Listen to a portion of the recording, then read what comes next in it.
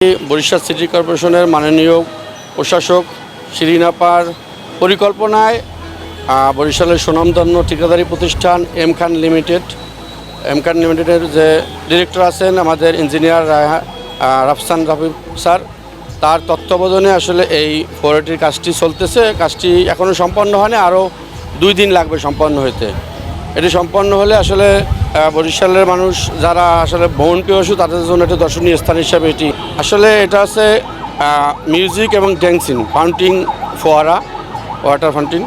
আর অন্য যেগুলো আছে সেগুলো হচ্ছে আমাদের দেশীয় প্রযুক্তিতে তৈরি, কিন্তু আপনার ডিজিটাল না।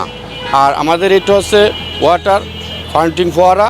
এটির টোটাল আপনার যে আমাদের সেট আপ এবং চ্যানেল সব চায়না থেকে আমদানি করা, এবং এটি আপনি দেখলেই তো আপনারা বুঝবেন যে এটা আসলে বাংলাদেশে আর একটা আছে, সেটা হচ্ছে হাতিরপুলে।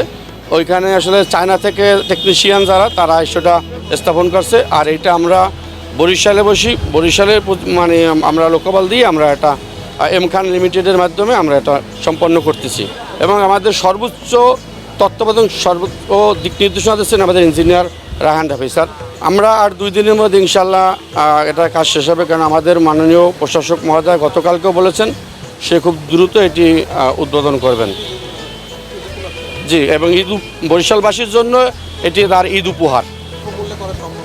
হ্যাঁ, এগুলো আপনার দেশের অন্যান্য দেশের আধুনিক যত আপনারা ফোয়ারা, ফাউন্টেন, ড্যান্সিং, মিউজিক্যাল ফোয়ারা দেখবেন, এগুলো আমাদের দেশেও করা সম্ভব এবং অল্প খরচেই।